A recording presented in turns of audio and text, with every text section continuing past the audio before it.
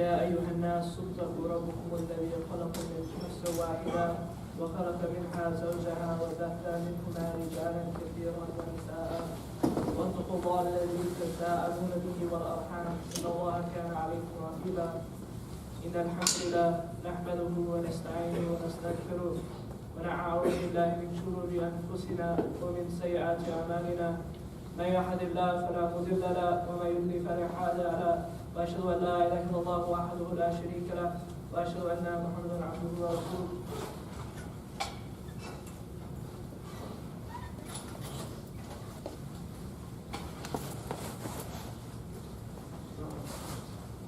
One of the things that I want to talk today about are the two calendars that we kind of find ourselves revolving within. For some of the students, the primary calendar goes from the school year, and that defines how they live their life, and that defines that. But one of the calendars that we find ourselves in is one that we don't realize, and that's subconsciously affecting much of how we think and how we interact with the days we find ourselves in.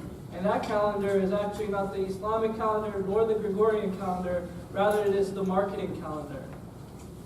And so if I were to ask you, why would people be more lonely on February 14th than February 12th? Or why would somebody feel as if, why is there a jump in the number of suicides after New Year's? Where does this come from? Where do these notions come from? And it's because there is an entire marketing force. There's an entire marketing force in every shop that you go to, online on the websites, that is telling you to believe that you want something or you need something that you don't have. That we are as much arrested by the marketing calendar, the 6 shopping seasons that we have in the American consumer market. That January and February, in January we see the spike in health and people sign up for gyms and you see everyone working out. And then in February it's about love and it's about Valentine's Day. And then in March, in April and May it's about cleaning up and then cleaning up and clearing out the home. You see the clothes start changing from the winter clothes on the shelves to the shorts and the winter and the better season clothing. In June and July, it's about outdoor stuff. They sell you books to read because now you have free time. In July and September, they condition you to get back into the back-to-school mind frame. And you know Amazon is continuing to add to these different dates and different ways of thinking. In July and September, it's back to school, and then September and October, you go into any supermarket, and even if you don't like candy, it's Halloween, and they sell you the candy. And then in November and December, we all know about Black Friday and the fact that they're trying to take your money through that. And so I wanted to say that we have a complete different calendar, that we have to operate on a different calendar if we want to liberate ourselves from the materialism and the marketing that is used to create anxiety, to create unrest, to break up relationships, to break up people from their own purpose and mission and meaning in life. That they want you to believe that these are the things that you are chasing after. But one of my teachers said that every single person who is in a mall is really seeking Allah. At first it doesn't seem like it's that important a concept, but there is something there, that there's something in your heart that desires. And we think that it'll be fulfilled by the things that are marketed to us. Some of us think that because of the marketing, that career will give us happiness. Some believe that an internship will give us happiness. Some believe that family and children will give us happiness. Some believe this and that will give us happiness. But the soul cannot be satisfied with this world, that it is too grand for this world. One of my teachers, he used to tell this story. And one of the things about my teacher is that he would very rarely repeat stories unless they were very important. And so one of the stories that he would tell us multiple times as he was trying to give us tarbiyah, trying to nurture us and nourish us, he told us the story of a man who decided not to live in the kingdom like all of the other people who lived in the town. That everybody lived together and they lived under the rules of the king and they lived in the province under his rule, in his jurisdiction. But this man, he had no interest in living that life under the king, so he took to the forest. He was an ascetic who lived in the forest. He didn't talk to people, he didn't interact with people. that he stayed there and he meditated about Allah subhanahu wa ta'ala, that he prayed and he did those things so that he could maintain his purity. But it was known that this man who lived in the forest, he would come back into town to get his supplies once a year so that he could go back into the forest and continue to live his life devoted to Allah. He was a man who became known by the people as the man who was a great ascetic, a person who had abandoned the world. His repute became so high that this is the one man who didn't like the luxury of living in America. And so the king said, when he comes back into town, I want the soldiers to go get this man for me. Because I want to talk to him and see what he's like. Why is he saying that that is a better life for him than this? And so the guards got him when he came back into town to gather his provisions. And when they brought him to the king, he saw he was in his clothes that was very simple, perhaps ripped and a little ragged. And he looked at the king who was with robes flowing beneath his ankles, that he was sitting on a throne, that he was sitting with confidence. And the ascetic looked at the king and he said, Assalamu alaikum ya zahid. He said, peace be upon you, O one who lives on little. And the king was shocked that a man who has nothing would say that I am the one who is satisfied with little, that I am the person who doesn't have much. And so he goes, I am not the zahid, I am not the ascetic one, you are. Why did you call me that? And this is the difference between the people who are arrested by consumerism and the people who are arrested by the marketers and the people who are liberated by Allah, the people who are liberated by the deen of Allah in faith and a belief in a world to come. That the man who lived in the forest responded, you are satisfied with the prison and the materialism of this world when I am satisfied by nothing lower than the face of Allah. That nothing will satisfy my soul. You want the world, you can have it, but know that it is temporary. I am not satisfied by anything other than that which is permanent. The face of Allah subhanahu wa ta'ala. What are the gardens in this world that die from crop diseases, that die from all of these other issues, compared to the gardens in Jannah? The rivers in Jannah, the water here that needs to be purified, versus the water that if you drink, you will never lose your youth. You will never lose your health. You will never lose your family. You will never get disease. What are we doing when we think that this world can give us happiness? That one of the things that I read this weekend was about a girl who did her master's at NYU. And it's been on my mind a little bit, but that she did her master's and she became a dietitian. And that her doctor rating, as she became a doctor in nutrition, that it was 4.8 out of 5. That if you looked at her Instagram, that they say that all of her pictures are all over the world, that she traveled and she ate in expensive places and she had many friends. Yet when she wrote her suicide note, she said, I don't know why I want to commit suicide. Outwardly, I have all of the things that everyone else is chasing. We have to recognize that these Valentine's Day, these relationships, they're not going to satisfy the soul, those temporary pleasures. Swiping won't satisfy the soul. That's not the nature of the human being. The human being is something great. You've been ennobled by Allah subhanahu wa ta'ala for something great.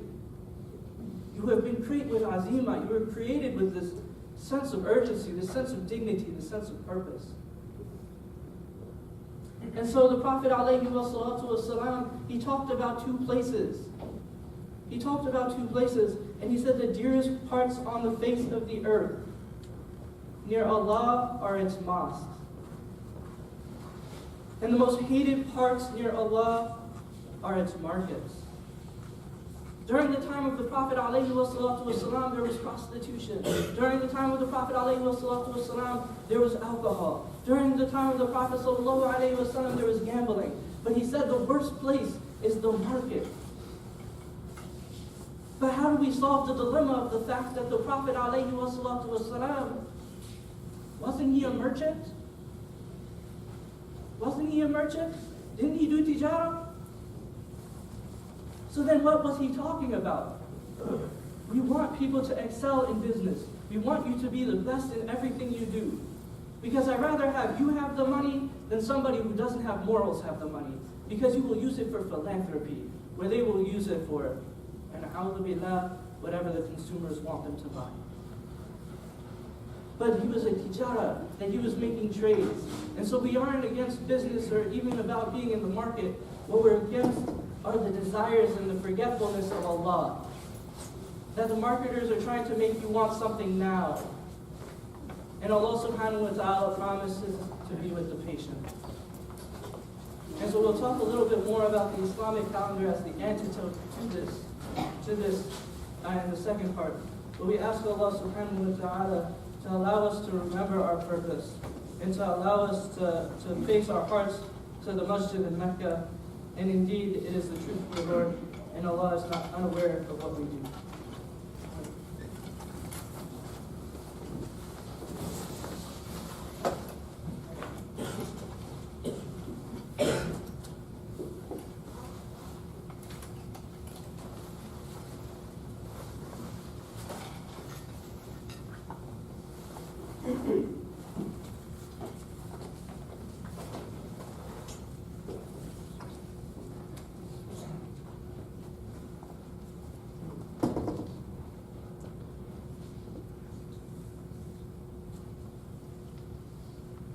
Alhamdulillahi Rabbil Alameen. Wassalatu wassalamu ala Rasulillah wa ala alihi wa sahbihi wa man wala.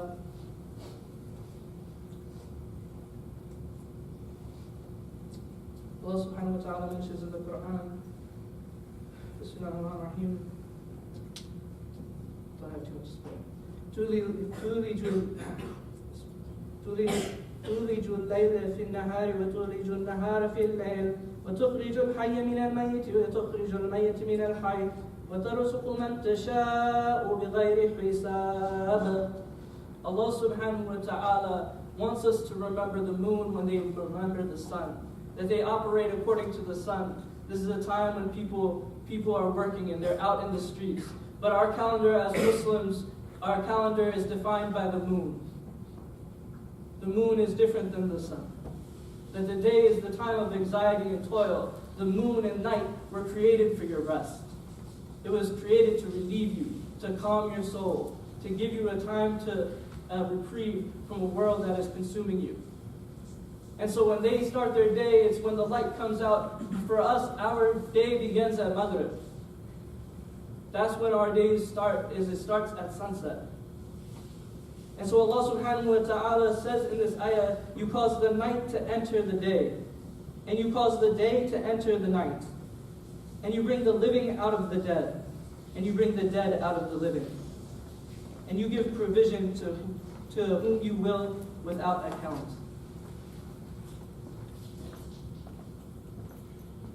I didn't realize this until someone mentioned it to me, and I realized that I myself was lost in the calendar of consumers, in the academic calendar, trying to get things done.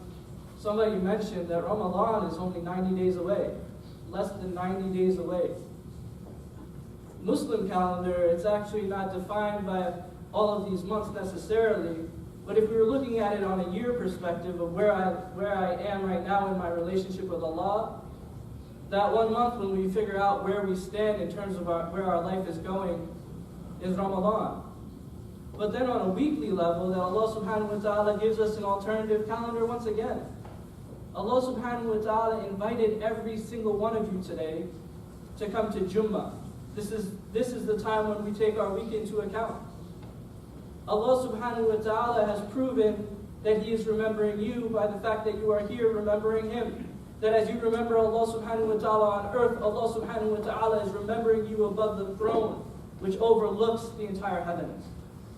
Know that you coming here is something that is magnificent, something that has given you dignity. So when you leave here today, walk with the swagger, knowing that you are living according to the calendar of God. Do you know the 2 times in the week that your deeds are taken into account? Do you know the 2 days which are special in the Islamic calendar? That Allah subhanahu wa ta'ala, that the angels have written down your deeds and that they send them up into the heavens. Those 2 days The Messenger of Allah sallallahu alayhi wa sallam said, I wish that when these books are taken up on these days that I am in a state of fasting. And so the 2 days that he would fast in the week are Monday and Thursday. And if we are able to start beginning that practice of fasting Monday and Thursday in preparation for Ramadan, which is less than 90 days away, that's a good preparation. And so on Mondays, when our books are returned to Allah subhanahu wa ta'ala, and it's a reminder for you and it's a reminder for me more than anything, that when our books are given back on Monday, what will they say you did on Friday, Saturday, and Sunday? We ask Allah subhanahu wa ta'ala to allow us to live and intend good. We ask Allah subhanahu wa ta'ala to allow us to live according to the Islamic calendar. We ask Allah subhanahu wa ta'ala to not let us be distracted and to focus on the end goal of being with Him subhanahu wa ta'ala and the Rasulullah sallallahu alayhi wa sallam. We ask Allah subhanahu wa ta'ala to have mercy on all of the Muslims and all of the humans across the world. Ya Allah, we ask you for relief. Ya Allah, we know that you are the one who gives provision to whom you will, and we ask you to give us spiritual sustenance. Ya Allah, we ask you to give us material sustenance. Ya Allah, we ask you for health and we ask you for afiyah, well-being. Ya Arhamar Rahimin. Ya Allah, we ask you to allow us to be people who don't just hear the message, but to act on it and to spread it, Ya Arhamar Rahimin, to make us people who gather together in felicity as people that you define in the Quran as those who are the people of success. إن الله وملائكته يصلون على النبي يا أيها الذين آمنوا صلوا عليه وسلموا تسليما اللهم صل على سيدنا محمد وعلى آله وصحبه وسلم إن الله يأمر بالعدل والإحسان وإيتاء ذي القربى وينهى عن الفحشاء والمنكر والبغي يعظكم لعلكم تذكرون وأقيموا الصلاة